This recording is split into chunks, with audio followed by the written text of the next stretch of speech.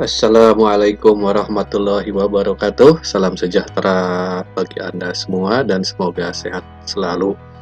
Baik, kali ini kita akan masuk ke materi Entity Relationship Diagram atau ERD. Apa itu ERD?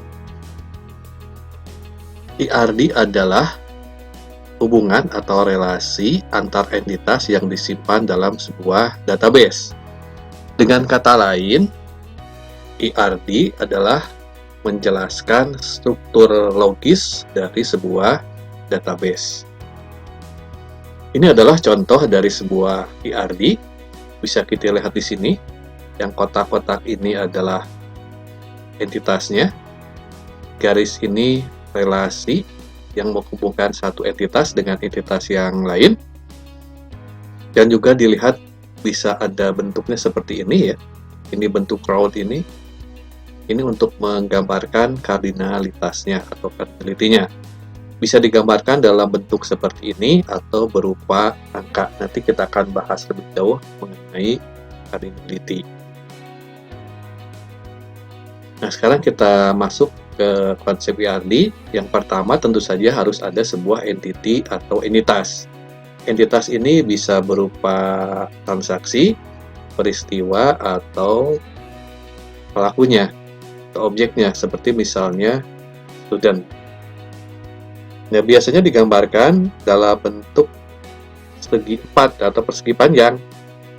Tapi walaupun begitu tidak ada standar yang baku bagaimana cara menggambarkan enrollment. Tapi untuk kepentingan kali ini kita biasakan menggambarkan entitas dengan persegi panjang atau rectangle. Nah, setelah entitas apalagi? Berikutnya adalah relationship atau relasi. Relasi ini menghubungkan satu entitas dengan entitas yang lain. Ada kalanya entitas ini digambarkan dalam bentuk diamond seperti ini. Diberi keterangan, misalnya enrollment mahasiswa itu yang diambil mata kuliah apa, misalnya. Ya. Tapi walaupun begitu ada juga relationship ini atau relasi ini tidak digambarkan. Jadi hanya digambarkan saja dengan sebuah garis. Jadi diamondnya tidak digambarkan. Itu boleh. Jadi boleh menggunakan diamond atau hanya berupa garis saja. Berikutnya adalah atribut. Atribut ini jika kita analogikan ke orang, misalkan namanya John. John itu namanya John. John itu punya rambut, misalnya rambutnya hitam, ada rambut, ada tinggi badan, ada berat badan, dan sebagainya. Jadi kurang lebih seperti itu pengertian atribut. Nah, di entitas juga ada atribut, seperti misalnya mahasiswa. Ada student ID atau NPM, nama mahasiswanya, alamat, jurusan yang diambil, tahun masuk, dan seterusnya. Ya, itu tentang atribut. Nah, yang terakhir, ini sebentar ya. Ini kalau atribut di sini, nah sebelumnya digambarkan langsung di entitasnya. Jadi dalam semacam lingkaran atau oval ini ya, digambarkan seperti ini. Tapi ada juga orang yang lebih suka memisahkan antara gambar ERD dengan atributnya. Jadi atribut digambarkan dalam sebuah tabel yang terpisah. Jadi boleh mana saja, mau digambarkan langsung di entitasnya, atau di tempat lain dengan menggunakan tabel seperti yang ada di slide ini. Nah, itu tentang atribut. Yang terakhir adalah cardinality atau kardinalitas. Apa itu kardinalitas? Kardinalitas sering juga diistilahkan sebagai derajat dari sebuah hubungan atau menggambarkan secara numerikal hubungan antara satu entitas dengan entitas yang lain. Ya, misalnya kalau diibaratkan dengan orang yang berelasi, misalnya kenalan dulu ya, kemudian pacaran, tunangan, dan mungkin menikah. Jadi ada 4 kardinalitas. Yang pertama one to one atau satu ke satu, one to many atau satu ke banyak. Nah, many to one, banyak ke satu, dan many to many. Nah, kadang-kadang one to many ini dianggap satu karena itu bolak-balik. Nah, bagaimana pengertian cardinality ini kita lihat di slide berikutnya.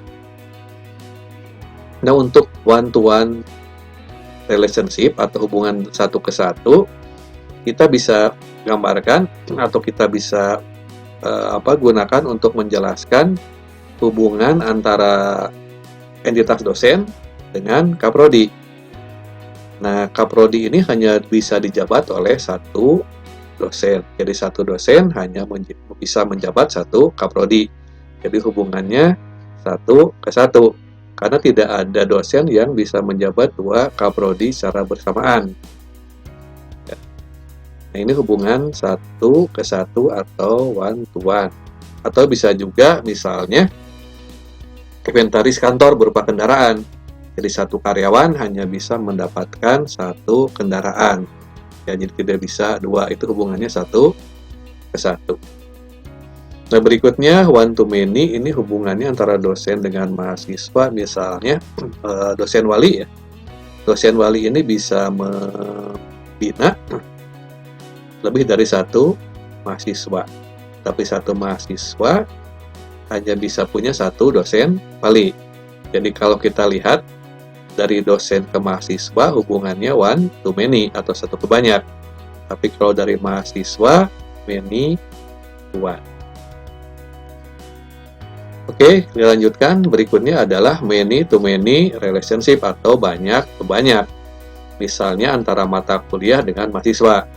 Ada banyak mata kuliah yang diambil mahasiswa ya, satu mata kuliah bisa diambil lebih dari satu mahasiswa. Tapi mahasiswa juga bisa mengambil banyak mata kuliah. Jadi kan hubungannya banyak mata kuliah yang ada yang diambil sekaligus oleh banyak mahasiswa, jadi digambarkan hubungannya ke dalam bentuk banyak ke banyak atau many to many. Oke, cukup jelas ya. Sekarang kita akan lanjutkan dengan bagaimana cara menggambarkan IRD. Tadi sudah dibahas ya. Ditentukan dulu entitasnya, tentukan relasi, tentukan atribut, dan tentukan kardinalitasnya. Kita akan aplikasikan ke dalam sebuah contoh berikut ini. Nah, misalnya di sini seorang dosen bisa membimbing skripsi lebih dari satu mahasiswa. Jadi bisa banyak. Namun tidak semua mahasiswa mendapat bimbingan. Karena misalnya mungkin saja belum mengambil skripsi. Dan satu mahasiswa hanya mendapat satu dosen pembimbing. Oke, kita lihat bagaimana cara menggambarkan IRD-nya. Yang pertama, tentukan dulu entitasnya. Entitas yang terlibat tentu saja gampang ya. Dosen dengan mahasiswa. Nah, yang kedua, tentukan relasinya. Ini tinggal dihubungkan saja ya. Kalau mau menggunakan diamond, ini dosen membimbing mahasiswa. Atau cukup garis saja dari dosen ke mahasiswa. Kalau dua entitas masih cukup gampang ya. Nah, berikutnya tentukan atribut. Nah, dosen misalnya atributnya nomor induk dosennya, nomor induk pegawainya, bisa juga nanti ada NIDN, nama dosennya, jurusan home base jurusannya ya, home base-nya apa ya. Nah, mahasiswa misalnya NPM, nama, alamat, tahun masuk dan seterusnya. Nah, perhatikan di sini ya. Ini ada orang yang menggambarkan jika primary key-nya atau kunci utamanya itu diberi garis bawah ya. Ini juga di NIP dosen ya. Ini untuk menunjukkan primary key. Jadi kalau mau digambar sekaligus primary key-nya tinggal diberi garis bawah. Kalau mau menggunakan bentuk oval langsung di entitas. Tapi kalau menggunakan tabel bisa dikasih keterangan mana primary key, mana yang bukan. Ya, ini atributnya sudah ditentukan, kita lanjutkan. Nah, berikutnya tinggal menentukan kardinalitasnya atau derajat hubungannya. Ini satu dosen bisa membimbing lebih dari satu mahasiswa, berarti satu dosen bisa banyak membimbing mahasiswa. Di dosennya di sini gambarkan satu ya, mahasiswanya di sini dengan simbol M atau huruf M untuk menyatakan banyak. Tapi yang jadi akan masalah, tidak semua mahasiswa mendapat bimbingan ya. Jadi satu dosen ini bisa membimbing 1, membimbing 2, 3, 4, dan seterusnya, tapi bisa juga tidak membimbing, karena tidak semua bisa mengambil skripsi misalnya ya. Nah, begitu juga kebalikannya, mahasiswa ini hanya satu dosen ya, apakah bisa 2? Ini jadi tanda tanya ya. Nah, ini disebut dengan batasan kardinalitas. Makanya untuk mengatasi batasan tersebut, penggambaran kardinalitasnya sering menggunakan minimal ya, ada 2 angka, ada 2 simbol, minimal dan maksimal. Ini artinya apa ya? Kalau dari dosen ya, satu dosen bisa membimbing banyak mahasiswa, tapi satu dosen juga belum tentu membimbing mahasiswa, jadi atau 0. Jadi minimalnya 0, maksimalnya banyak. Nah, kebalikannya dari mahasiswa ke dosen, satu mahasiswa yang bimbingan hanya bisa dibimbing oleh satu dosen minimal, tapi maksimalnya juga hanya 1. Nah, ini juga bentuk penggambarannya masih menggunakan simbol angka seperti ini ya. Nanti simbol seperti yang sampel yang tadi, arti sampel tadi, itu juga boleh menggunakan cara seperti itu. Untuk sementara kita gunakan dulu simbol seperti ini. Nah, saya rasa materinya sampai sini dulu ya. Jadi kalau mau ada pertanyaan silahkan langsung ditanyakan seperti biasa, dan mudah-mudahan materi ini bisa dijadikan bahan diskusi.